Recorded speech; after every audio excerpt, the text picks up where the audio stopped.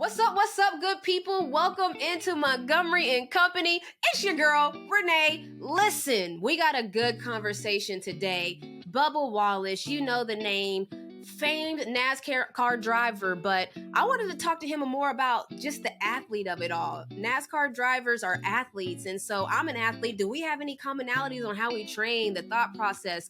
Spoiler alert, yes, we do. I talked to Bubba about an array of things because sometimes people don't realize this. You guys may not realize there's sarcasm font in there, but it's kind of hard being famous or dealing with things that come along with it. So I talked to him about just how does he handle things? How does he stay locked in? What motivates Bubba Wallace? Listen now, let's go. Appreciate you having me on here. Let me just tell everybody, this man is known as the most driven and focused drivers, one of the most driven and focused drivers in NASCAR Cup Series. The man is Bubba Wallace. Welcome to Montgomery Company, Bubba. What's going on? Thanks for having me. I appreciate you. So listen, you are a driver that has exceeded and on multiple levels. And one of those places that you did was you won first in the Cup Series race at Talladega Super Speedway in 2021. Yep. There's another race coming up this weekend. So I'm curious, does that help you? Is there an advantage to the fact that you've kind of felt what it feels like to not only be on that track, but to have won there? Yeah, I would say so. But that was 2021, and cars are different now. We went through a whole new rules package change for the sanctioning body. The whole sport changed last year, so it's kind of been total different racing. And so it's definitely taken a little bit to get used to winning on a speedway race again. But all in all, we're excited to get to Talladega again this weekend and lock in our first win of the season. That'd be great. Yeah, you talked about those changes. Like, for people that don't know, I mean, a lot of people right now talk about, if it's football, they're talking about turf as opposed to regular grass. And in women's sports, it's player lifestyle. What are kind of those things that for athletes in racing that you guys are fighting for or looking for to elevating? Yeah, I think for us is, like I said, this car is so new that we're still figuring out the ins and outs and how to make it work and trying to create better racing and more passing. And it's super hard. You think, with the faster car that you would just go up and blaze through the field if you're stuck in the back, but that's not the case. There's so much more that goes to it.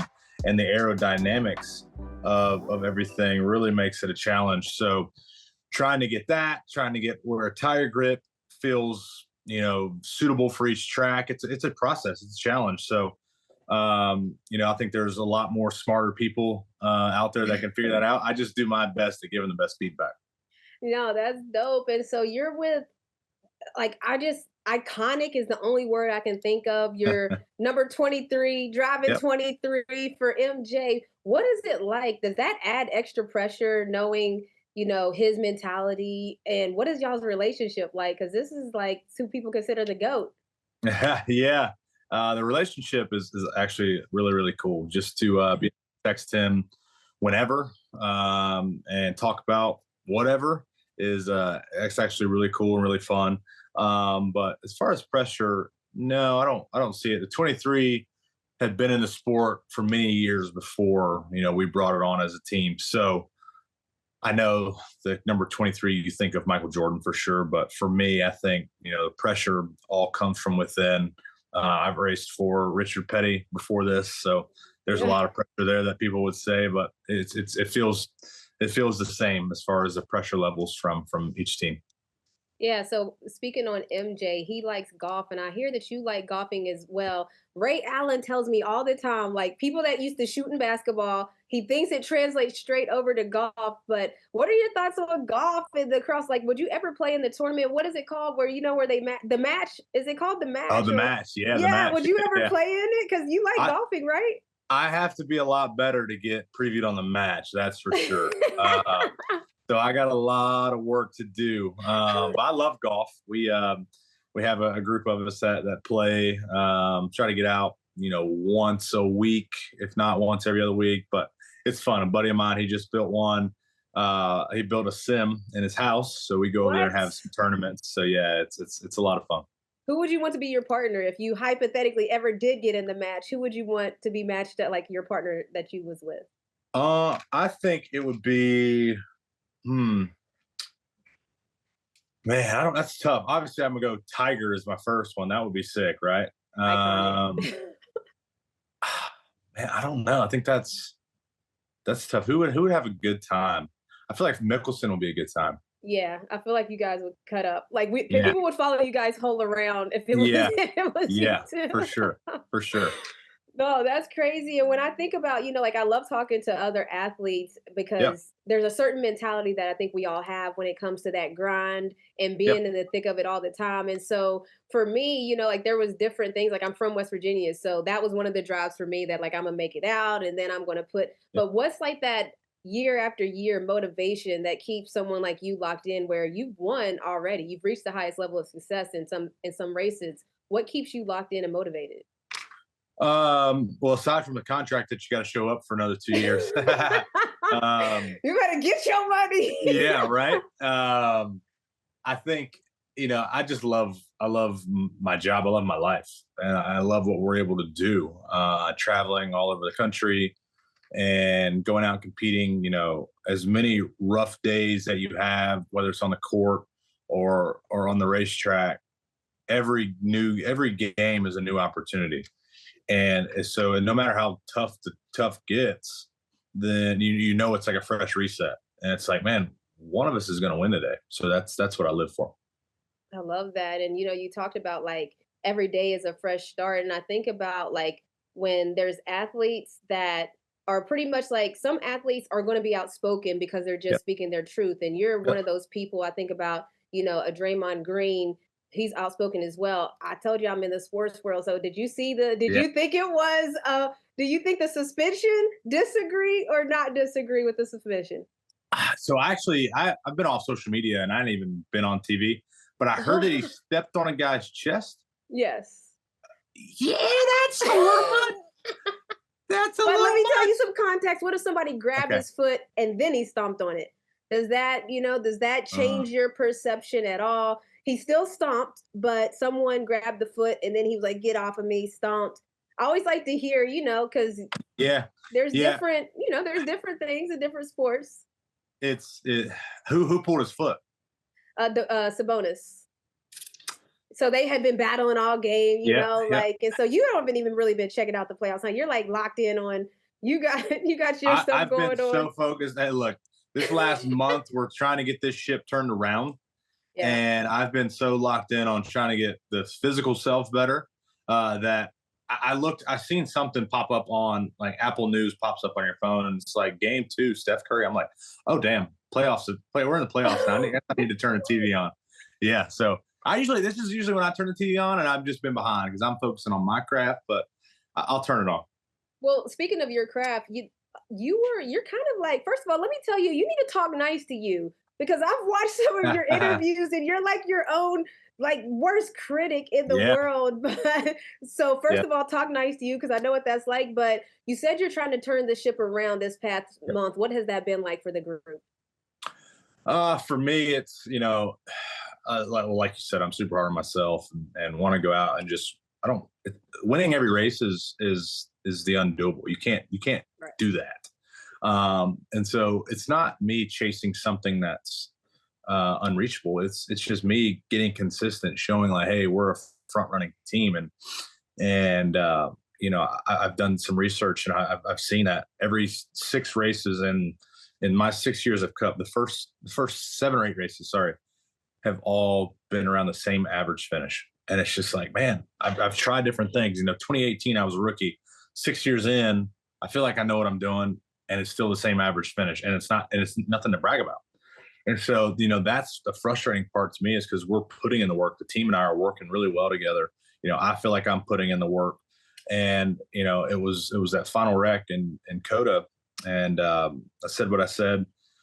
And my mom had texted me. My mom and dad had texted me. My dad was like, hey, you need to stop being so hard on yourself. And Thank you. yeah, easier said than done. But my mom said, hey, if you want something to change, then you got to change yourself. And I've heard that before. I've heard that many times. But for some reason, I couldn't close the phone out without reading that over and over and over again. Right. Yeah. And so I get home at 11 o'clock at night from the race, and I go straight to the gym. which is right out in my backyard in my garage. I go to the gym for an hour and I've been working out. I've been working out 3 days a week ever since then. And you might be like, all right, well, I haven't worked out in over probably 2 years. So I kind of enjoy working out. I don't want to speak too soon. I enjoy working out now, but before I was tired going into it. I was tired leaving it. Didn't feel better. Like I was like, this is a waste of time. And I didn't see anything out of it. And so it was, it took me probably 4 days after that race, and I was in the gym and I was like, man, I actually feel better. And it was like, okay. So I've been working out, I've been eating better, trying to cut a little bit of weight. So working on physical self and mental self has definitely helped out, and we've been finishing better. So, Man, that is awesome because with racing, like you might not equate, like this is something that I've done my whole career because in yep, sports, that's what you do. But people might not even equate that to racing, the physicality of getting your body in a certain shape to be, yep, because a lot of people might think, look, I can drive a car like, in yep, any shape, but there yep. is a physical component there when you're driving, which Yeah, is for sure. interesting. It's tough because, for years, um, I'd say when things, well, I guess 2017, I was pretty cut up and ripped. I was doing 2 days back in high school, like just doing it by myself, and then I got burnt out, and I was like, okay, well then I was racing so much throughout the year because you can go race other series and do other stuff, and that kept you in shape, right? Well, Right. then 2017, where sponsorship slowed down, I was out of a ride, life slowed down. I started to add on some weight, and then it seemed like 1 or 2 pounds would gain a year, and it just barely. And you're like, man. And so then this year, I'm confident that we're gonna have a great year, and it was actually, I'm like, man, I'm the most out of shape that I've been, and I've had back problems after almost every race. And I just go see a physical therapist, and they're like, yeah, if you work out, it'd be better. And I'm like, haha, good one. And it's like actually like doing core workouts and back, strengthen up your back muscles. It's like I got out after one race, actually this past weekend, and I text my physical therapist. I was like, hey, I'll see you tomorrow. And I was dying at that time. They was And like, let's go when you said, yeah, I'll and see you then tomorrow. an hour later, I was like, oh, I'm fine. And she was like, working out is a magical thing. And I'm like, nah, I'm not blaming it on me. That's crazy. And Yeah. so I also wanted, like, I mean, I love hearing that because people, they see the races and a lot of times they don't see all the things that athletes Yep. do to either, even if they miss the shot in the game or not win a race. It's like, look at the hours and time that athletes put in. Speaking Yep. of time that you put in, you have the Dr. Pepper tuition program, has Yep. 23 students. I'll let you tell more about it, but I think it's really dope. And just tell us, like, what is the Dr. Pepper tuition program and why are you doing it? Yeah. So we got 23 students going to give $5,000 scholarships, um, to to them, excuse me, and it gives them a chance to join our world, our crazy world, our hectic world of motorsports, and get the exposure levels, and maybe try something that you maybe never thought see yourself doing. Whether that's front office, from whether it's mechanics or travel side of things, the finance side of things, whatever. I think my photographer actually came from that program, so he entered into that program. So it's actually pretty cool to see the talents and the personalities that come out of that. But really cool for our team to be giving back to the community along with Dr. Pepper. And as much as we don't want to, we hate to say, but we're getting older every day. There's someone coming up behind us to replace us, and so for us to be able to kind of shape and mold the future, then so be it. So it's a pretty cool initiative to be a part of. No, it's beautiful, and I know a lot of those kids have to look at you as a role model, which it's kind of like, Mhm. how old are you? Because I'm only 29. 36. Oh, so you're 29, so you're even younger. So it's got to be crazy when kids are like, I look up to you. You're a role model, and even in Hmm. 2020, you became known for your activism on racial justice in response to the murder of George Floyd. It's kind of similar to me in a sense of, a situation happened that propelled us into this role, and so how do you balance those dynamics of you're Bubba Wallace, which I'm sure you're lighthearted and playful all the Yeah. time. And then there's topics, that you talk on and balancing that and balancing it with the professionalism of the sport, and all of those things combined, because we're kind of in a similar situation. Yeah, for sure. I think, there's a time and place for every conversation. And I've always said it. People probably that are around me get tired of me saying it, but the best conversation is natural conversation. And so, like us, chopping it up today, right now, is kind of a natural conversation. You don't feel very scripted. And when the tough topics come about, then it's like, all right, it's okay to dive into that. But there's a time and place for it. When you're at the racetrack trying to focus on racing and you get brought up, you're like, whoa, you're not really focused on that. But I think, trying to move the needle forward for a better place for our generation, future generations to come is super important. And, I just read something on my phone on the news there that a basketball rolled into somebody's neighbor's yard, and they shot back, and like, what are we, a basketball rolling into your yard? Like, holy cow. And so we have a lot of work to do as human beings. And it's not just one specific group. Doesn't matter what color you are, what side you choose, blue or red. It's just being better people, right? Human race. Yeah. It's humans. And so I think just trying to be better on that. And it seems like you and I are both decent human beings. Like, we don't have to be taught that. Like, you kind of know that as you grow up from being a kid and just having fun and enjoying life. And like, literally, I've always been curious, like, where did that switch in people's lives to go that route? I don't know. I get it. It's harder for others than some, but so, yeah. No, I love that you said that, because I think about that a lot. Where did we lose the, like, it takes a village term, like, terms that we had where a kid goes knocking on a door, he's at the wrong door. You don't shoot the kid because he's at the wrong door. Like, it's like, where did that disconnect happen to where that trust was lost, or different things of that nature? So, no, I just understand that, you are one of those people that speak out. And so I wanted to, and if you ever, we should collab on something at a certain point, because we both are kind of, in the same space. But last thing I wanted to ask you is just, are there certain races you look forward to? Like, is there a favorite track? Like, for me, I felt like I had good games in certain gyms. Atlanta was one of them. So I loved coming to Atlanta when I came. But are there certain tracks or anything that you look forward to? Yeah, I think, last weekend was probably my favorite racetrack, just because I've had two truck wins there back in the day. That's kind of where my name got kind of put on the map at Martinsville. And then obviously Talladega this weekend, got my first cup win there. So that's exciting. Where do we go next? Dover's a really fun track.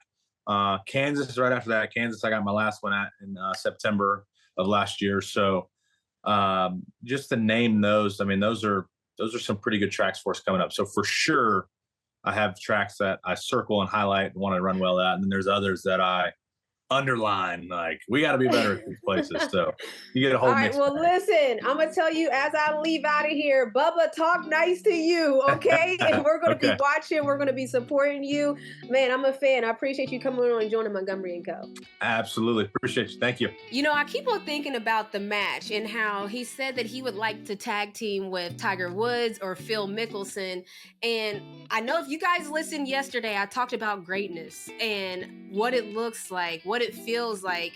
Bubba Wallace, along with other people, we're all chasing greatness. Like, he's chasing greatness when it comes to racing and NASCAR. But it's hard for athletes to go to another sport because we're so used to trying to be great at what we do that we don't even know how to be bad at stuff. Like, look at how Bubba reacted when I talked about golf. He's like, oh, no, I'm terrible. That's how I am, too. I don't even want to start playing golf because I feel like I'm not going to be good at it. And then who wants to do something they're not good at? I digress. I won't see you guys next week, but it's still a generational thing.